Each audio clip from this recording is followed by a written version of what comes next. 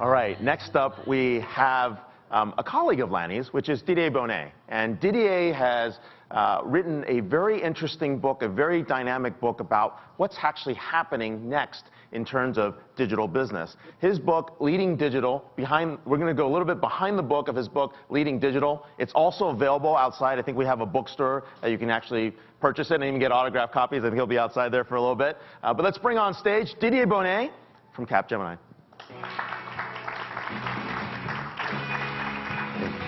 How you are? Look at me. Right there. You have the hot seat. Oh, great, great, great. Wow. So your book, when did it come out? It came out 2 weeks ago. Wow. And you launched it at Oracle Open World, if I remember. Right, just before the launch, yeah. So, and it was, we were watching, and actually, you know, you go to a lot of conferences and you walk back and say some things are really, really memorable in terms of, you know, the type of conversations, the type of, you know, concepts that are in there. There's one concept reading in this book, if you get, how many have read the book, Leading Digital? Okay, we've got 2 back there. 3, all right. So this book is making its way through the circuits. It's a Harvard Business Review Press book. You're actually doing pretty well on the numbers from what I could tell. But one of the exciting things is you have this concept of digital mastery. Right. Right. Explain what that means, especially as people are trying to get a concept of even just what digital is. Yeah. So digital mastery was really our attempt to try to understand, you know, what is it that the companies that integrate digital technology for business purposes well do differently. And our suspicion was it probably goes beyond just buying a piece of software. So what are the characteristics? So first element was to try to understand, well, are there digital masters out there that actually do that real well? And the good news is we did find some. The bad news is they were a minority. And some of them are, you know, well-known brand names. Companies as digital masters or individuals as digital masters? Companies. Okay. So we were looking at companies, and some of these companies, you know, it's like Starbucks and Nike and Burberry, you know well, but others were really less well-known, like Codelco, which is a Chilean mining company, which is government-owned. So we wouldn't have started looking there. So we found these companies and really tried to say, okay, what are the characteristics that of the way they integrate technology into the business that really is different. And we ended up with this concept of digital mastery, which is really 2 elements. One is the technology choice they're making, so you know, the mobile, social, analytics and all that, all these technology choices they're making. But the second part was really more the transformational part. So how do we use those technology to really transform?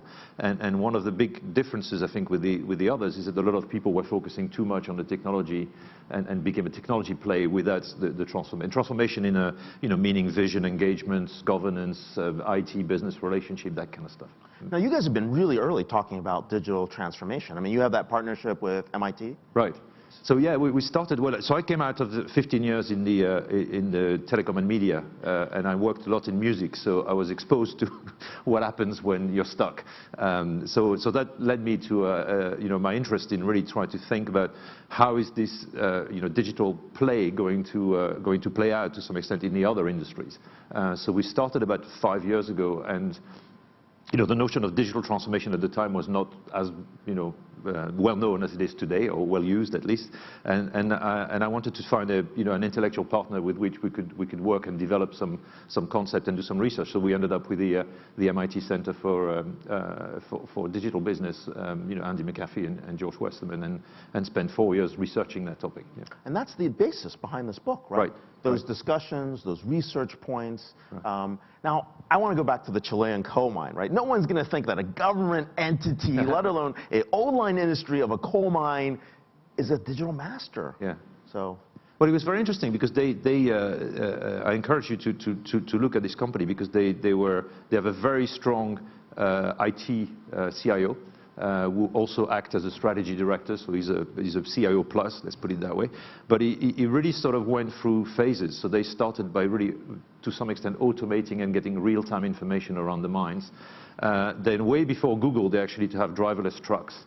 And mine trucks is about, you know, the size of half this room. So they, you know, and the beauty was there was, you know, first of all, the trucks were on time, but there was also no accidents.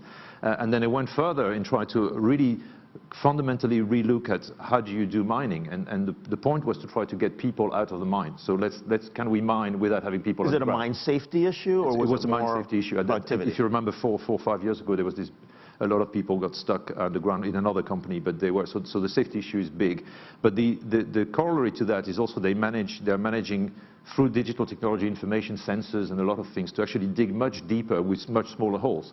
So you can get to ore caches which would not have been economically viable with human intervention, if you will. So it's just to show that they're, the more they got good at digital, the more new ideas came up and new innovations. So, and it's very much what we've seen everywhere. It's very evolutive. Yeah. Wow. But that's a B2B industry. It's B2B industry. Publicly owned. That's right, yeah. Right? I mean, this is what happened culturally? How do they make things move? I mean, you're talking about unions, you're talking about regulation, absolutely, yeah. You're talking about heavy public scrutiny. Yeah. So that was the CIO's main issue, was really changing the culture. So they hired a whole bunch of new people, young people, who wanted to be in Santiago, but because everything was digital, they could actually do remote monitoring from Santiago, which was great. And I think through the injection of new blood, they did a lot of innovation contests, try to engage people, really. So through the engagement, they managed to get even the union on board to some of the stuff that they were doing. Wow. Now, this is a concept you keep talking about in the book, engaging at digital scale. Right. Right? What is digital scale? Is it like 1 to 10? Is it 1 to 100? Is it 1 to infinity? I don't think there's any limitation. I think the reason I push on that, because so engagement is nothing new, right? 20 years ago, business transformation, we used to also engage, and basically we used to write on a piece of paper like that and take it around the country to show what the as the poster boards were hot back then. So. I think what's brilliant today is you can actually do that at scale, and scale can be hundreds of thousands of people. And the technology exists, and what I find really surprising is that even people who have bought and installed this technology are just not using them properly. So I see kind of three phases. The one is that you've got to wire your organization, give a voice to people, and that could be an ESN, it could be anything, but you've got to actually get people to be able to start the dialogue. Then you got to work on adoption, which is what probably half the company forget to do. They sort of deploy, chatter, and 89 country, job done. And then you go and talk to the users, and nobody knows why or what they do with it. So the adoption side is really important, and it's like the old saying with IT implementation: if you spend $1 on the IT, spend about 8 or 9 on the adoption, because that's where the business benefit really comes from. And then you got the scaling phase. So once you got things that are working from a business perspective, how do you scale them globally? And most of the companies we looked at were large global companies. So that's kind of engagement, and the reason is obvious. I mean, one, because if you want to succeed in the change side, engaging employees is important. But second, that's where, as I said, the business benefits start flowing out. So the business case doesn't exist when you deploy technology; it exists when you start adopting and using and scaling and so on. Now, a common theme across this book, Leading Digital, was the need to change business models, right? To really build a business model for a digital era. Were there certain patterns in those models that you saw were more prevalent? Yeah, so we actually looked very closely at business model and business model disruption, because there were loads of talks everywhere that everything's going to be disrupted and everything's going to change. The fact of the matter is, on our sample, we found probably only about 15% of the companies that were actually using digital technology to fundamentally change their business model. So that could be different way of pricing, different service offering, adding services to your product, and those kind of moves. And the reason it was very difficult, because usually you're sitting on a business that's doing very well, thank you very much, right. And it's the usual dilemma of transformation, that how much do you actually push the new and protect the old, and so these transitions are actually quite hard to do, and everybody's bantering the Airbnb and all this kind of stuff, but if you're in an organization with 150,000 people, it's kind of a different sort of game. Right. But the boards are coming around on this issue. Right. Right? I mean, we're seeing a lot of requests and conversations at the board level to say, when? It's not about do we, it's when do we cannibalize our business? Yes. I think it's interesting. I think that probably 4 years ago I would have said, boards were still not unaware, but digital was like, oh, I know it's important, I just don't know what to do with it. That kind of attitude. I think today it's people get it at the higher level, but it's really a matter of how do we start engaging the organization. So when we tinkering with business model is right. Is a big thing. Do you do it with a group of 5 guys on the side and just say go play and everybody else resist, or do you actually tackle the core of the business? And there are companies that have really fundamentally change the core of the business through that, but they do it for experimentation. I think Lanny mentioned this notion of experimentation. It's more than a technical thing. I think it's a cultural thing. So if you're able to really test, learn, kill or develop or scale, those are the kind of skills that allow you to actually start tinkering with your business model. Yeah, and there's an element of that transformation that's sitting on how you shift that culture. Right.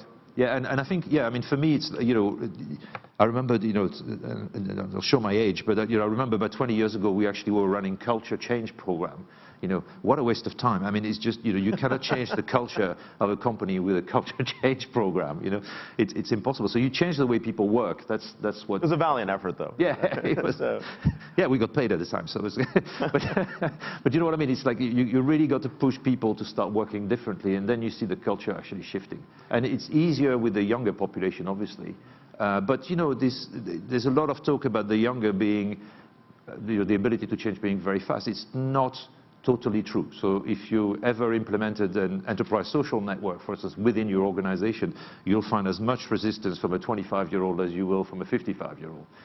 You're getting a round of applause there from Alan Posky. Stand up there. Alan is talking about 5 generations of workers and digital proficiency where age is not a factor. So. That's absolutely great point. Yeah, and all the research concurs on that. You can have a very, very conservative 25-year-old and a very open-minded 50-year-old. I say that because I have to say that, right? That makes sense. Now, there's this notion, we're going to have a panel on chief digital officers, what's happening there. I mean, do we need chief digital officers? Is this a very controversial topic, or is it, this is what's going to be next, this is where we go? I've come to the conviction that I'm not sure what people are seeing that as much as a panacea. Everything you read is like, oh, if you don't have a chief digital officer, you're going to die. And I've seen areas where it works really well, and the example that's bantered everywhere was Adam Brotman at Starbucks. Great. I mean, what they do is just amazing. They connect with marketing really well, with sales, with IT. That's all great. But I've also seen an example where a chief digital officer was appointed by the CEO mainly because the programs was not advancing fast enough, and the core reason was because you actually had warfare between IT and the business. Yeah. And what the CDO appointment did is create even more warfare. so I think we've got to be careful about this kind of solution. There are cases where a CDO can accelerate the programs, but there are, but it's not. I wouldn't say, you appoint a CDO and job done. Well, let's find out. How many organizations here in the audience have a chief digital officer? Raise your hands. I'm kind of curious. Okay. None. No, there are a couple of chief digital officers in the room. Oh, right. So, excellent. Okay. Yeah. So I think it's moving in that direction. I mean, I've sat down and talked to about 40 chief digital officers in the last year. Right. And I just met with Blake Cahill at Philips. Right. 3 days ago in Amsterdam. He was supposed to be here, long story, but he'll be here next year. But the thing is, there is that shift. It's a different skill set, though. It's a different skill set. Around that. Yeah, it's a different skill set. Yeah. So I want to end by talking about this playbook. Right? The last 3 chapters of your book is like, here's the playbook, here's how you get started. Yeah. It was very actionable. Why? What drove you to do this? It was really the, so we spent 4 years doing research with the MIT. So you do research, basically. So there was, so there was some, correlations and looking at companies and, and I was pushing because I have to face clients quite often. I say, okay, let's do the end. Say, okay, what do people need to do on Monday morning? Something where we go down the level and say, okay, we'll show you all the stuff. And I said, stop telling, start showing what people have to do. So it was really the playbook is really around, as usual with when you get consultants and academics, it looks very structured and things, but as you know, these programs are messy and complex. So it's more a compass to say, okay, if you're starting your program from scratch, what do you have to check? Like, for instance, is your team aligned? Is your top team aligned? And I spend long hours with teams to try to make sure that we align them in a sort of ASE format, as you've discussed earlier on. So this is like simple guidelines to say what are the things you have to put in place. Another one is funding. The number of times where we have great programs, here's my roadmap, and I say, okay, who's paying for that? And you go to the IT guy, say, well, no, not my budget. You know, well, they don't have budget, remember? They had no budget, so. And Mark said it's not growing as well. And then the marketing guy said, well, no, I've got no budget. So if you don't budget for it, how the hell is it going to happen? You know, if you don't build governance, governance was a key determinant for some of the profitability levels that we've measured. And you know, it's amazing how people just say, okay, well, you guys talk to each other and do it. You know, in a global company, you need to actually build some structured governance to make it happen. So it's really a compass to try to take people through the stages of engagement, of designing the program, of sustaining the program, and so on and so forth. Well, a wonderful book published by Harvard Business Press, available Amazon, Leading Digital, available outside, I believe, here at our little bookstore that we have. Right. Big round of applause for Didier. We'll do one question after that. Okay. All right, one question coming from Richie. So let's get you a mic there. Elaine's coming by. And name, company, title. Richard Dwaro, many companies, and soon to be Chief Digital Officer. Woohoo! So we talked a little bit about the digital transformation of people and about organizations and boards. And I think that there are things about an industry that has to be changed as well. Components that constitute an industry, regulatory Right. changes, the way a marketplace engages with buyers and sellers, that type of stuff. Mm-hmm. What industry do you feel like the industry bodies have been making the steps to facilitate this digital transformation? What are those good things so that the industries that are behind can copy them? So yeah, so you're quite right. I mean, when we actually measured the data in the book, that we actually measured industry maturity as well to try to see, are their industry moving faster than others? And the obvious answer is yes. But there are industries that so if you take pharma or insurance, there are lots of regulations that you have to be that are actually slowing down some of the development or being used as excuses for slowing down the development, like social media, for instance. But there are industries that I'm quite impressed with some of the stuff that I've seen in retail and in consumer products. So an example would be there's I can't remember what it's called, the Consumer Product Forum, I think, or it's not the right name, but it's a grouping of all the people in consumer product, and they have decided to write a charter for consumer data protection. Well, as an industry. Goods Forum. Yeah. And it's led by I think the CDO or the Chief Marketing Officer from Nestle, Pete Blackshaw, and I've looked at what they're doing, and it's really a great step forward to proactively say, okay, this is how we're going to behave versus consumer data, which is, to me, a big issue. And I've read the document, and it's really well put together, and it gives you confidence that they're trying to move ahead of the regulation. Because the problem is, if you wait for regulation to come to the point, to the problem you have today, there's like usually a 2-year time lag. And if you're in Europe, it's more like 5. Okay.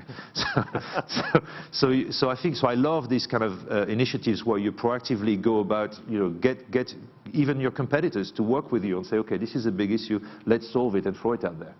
Wonderful. Yeah. Well, hey, one last round of applause. Thank you so much, Didier. You'll be signing books after the break, I believe. All right. Okay. All right. See you.